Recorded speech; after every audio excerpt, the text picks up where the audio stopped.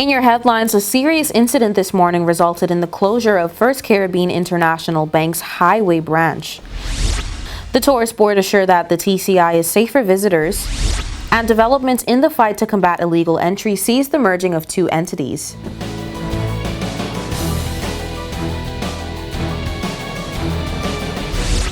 From the PTV Broadcasting Headquarters in Providenciales, your #1 source for news, I'm Erica Pinales, delivering the latest from across the country this Monday, May 23rd, 2022, right to your door. Newswatch starts now. Newswatch learns of a serious incident that resulted in the closure of SCIB's Highway branch after shots were fired early this morning. Here's what we've learned of that incident.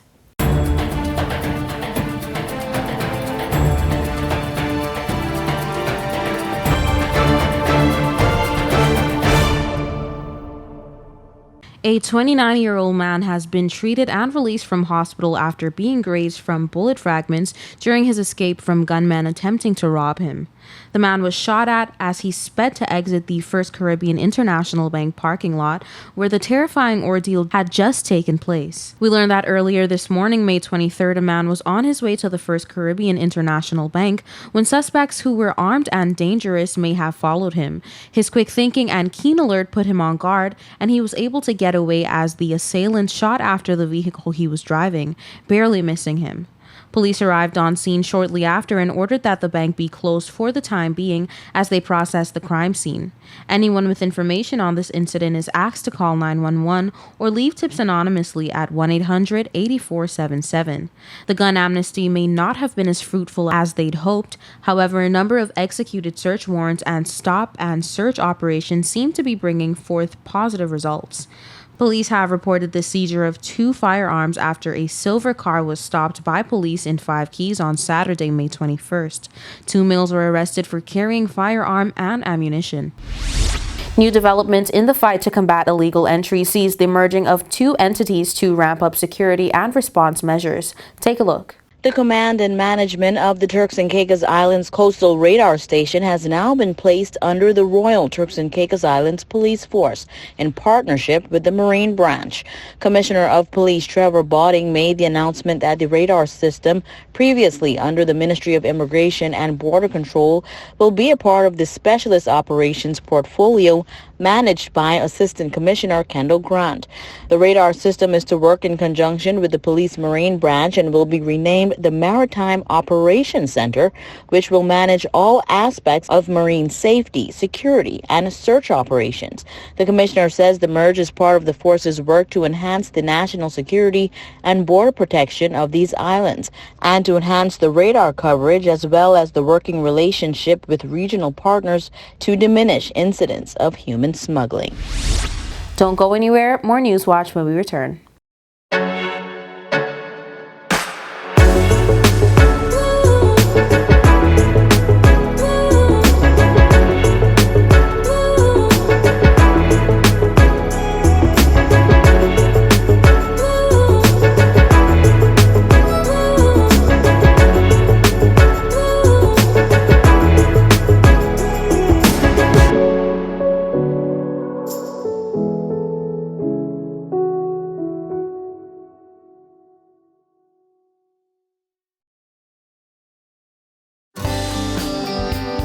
This is a reminder that all PTV service accounts are due on the first day of each month. Accounts should be brought up to date by the 28th of the month to avoid disruption in service. Payments may be made on our office at STUBBS Diamond Plaza, Providenciales, Mides Plaza, North Caicos, and Airport Road in South Caicos. Payments may also be made online using Scotiabank, CIBC First Caribbean Bank, and Royal Bank of Canada. Please allow 3 business days for online payments to be processed. We thank you for your cooperation.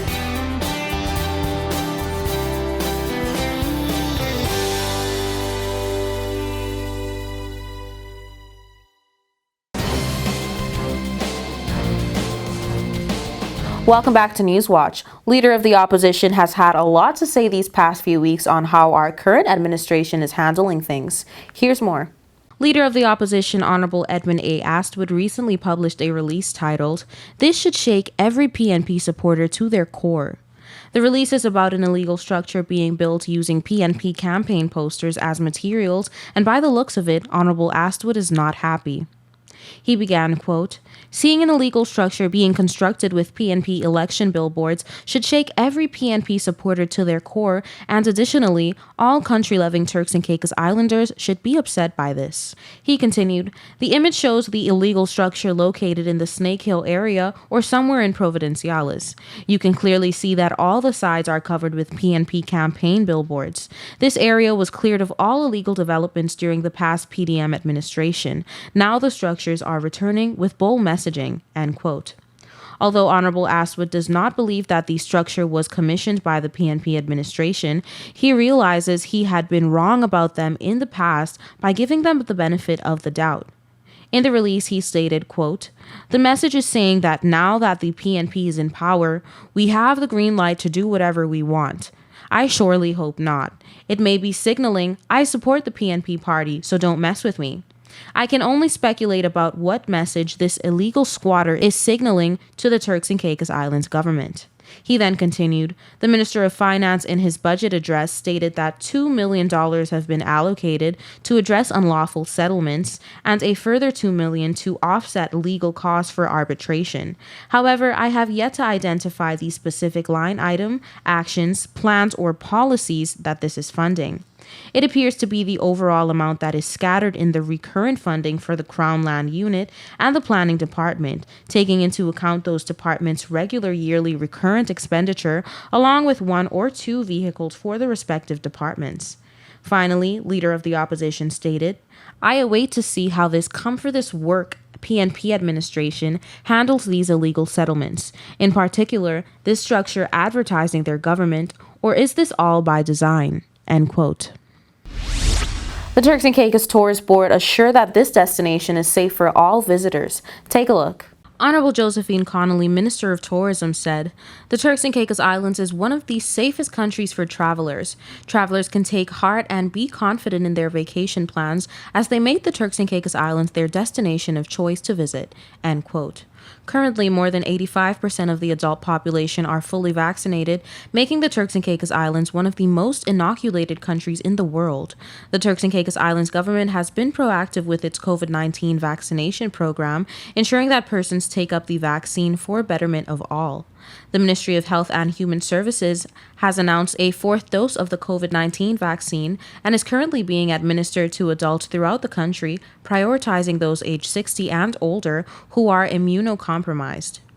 Minister of Health and Human Services Honorable Jamel Robinson commented, "The COVID-19 pandemic was first and foremost a humanitarian crisis affecting people's lives and livelihoods, but it also impacted our islands further as tourism is an important part of our economy."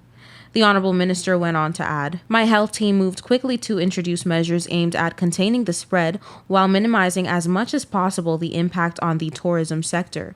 We worked hard to restore traveler confidence and stimulate demand with new safe and clean labels for the health sector through information apps and continuous promotion campaigns." The beautiful by nature British Caribbean Isles' commitment to health and safety of its citizens, residents, and visitors has also resulted in it receiving an Alert Level 2 from the Centers for Disease Control. Honorable Josephine Connolly stated, "When our borders opened in July 2022, we have seen a steady increase in visitor arrivals. Last year, the destination performed tremendously well, showing that we were returning to pre-COVID numbers. And as the tourism sector continues to rebound, the preliminary numbers has indicated that the Turks and Caicos is once again breaking visitor arrival records, with some 138,762 air arrivals and 173,151 cruise arrivals in the first quarter of 2022. Last month, the Turks and Caicos Islands government announced amendments to its public and environmental health arriving passengers travel clearance regulations, relaxing restrictions for vaccinated travelers to the destination. While all travelers over the age of 18 must still show proof of full vaccination to visit the islands, they are no longer required to provide a negative COVID-19 test or proof of travel insurance to gain entry as of May 1st, 2022. Also, all visitors will no longer be required to upload their information to the TCI Assured portal, as it was discontinued on Saturday, April 30th. Moreover, face masks will no longer be required in indoors and enclosed spaces. The tourist boards say that the Turks and Caicos Islands is the ideal vacation destination to get away from it all and recharge the batteries. Travelers are encouraged to embrace the island hopping and outdoor adventures on land and on sea. Dine at a multitude of eateries, from native cuisine to fine dining. Delve into the past and explore our heritage on guided walks or in our national museums and historical sites. Feel the sand between your toes as you walk along our coastline while taking in the majestic beauty of our crystal clear turquoise waters. Creating memories to last a lifetime will be your only pastime in the Turks and Caicos, as assured from our National Tourist Board. Don't touch that remote. We'll be right back. Coming up next is your weather forecast.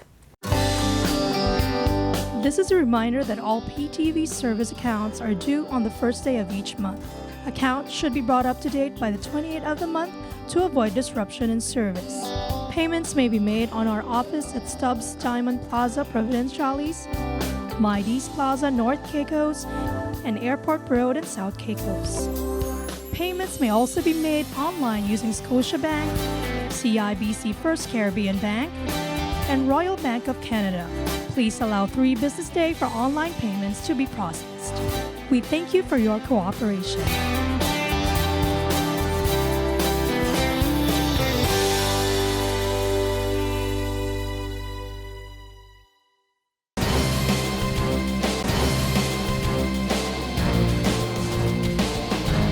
Here's the latest in your weather forecast. Here's your weather forecast for May 24th, 2022. For the nation's capital, Grand Turk, on Tuesday, mostly sunny skies, high 82, low 77, winds east at 15 to 25 miles per hour. For South Caicos on Tuesday, partly cloudy skies, high 82, low 77, winds east at 15 to 25 miles per hour.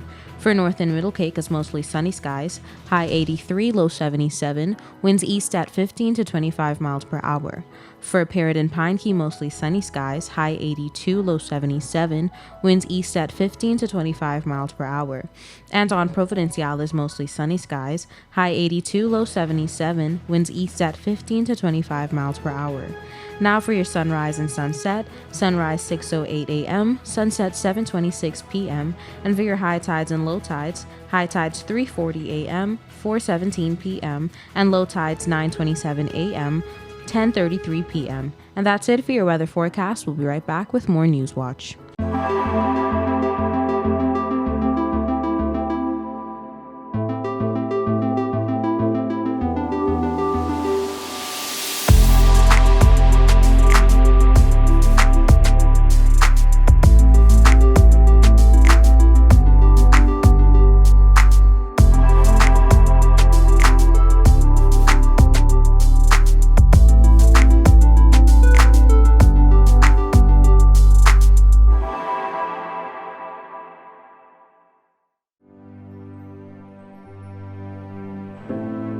Here at People's Television, we're more than just your leading news and entertainment services. We are spreading the gospel.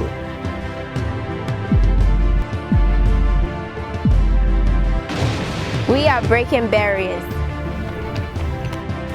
We are preserving the culture. Each one, teach one. We are committed to excellence. We're creating change. We are creating memories. We are the future. I am PTV. I am PTV. I am PTV. I am PTV. We are PTV. We are continuing the legacy. We are PTV.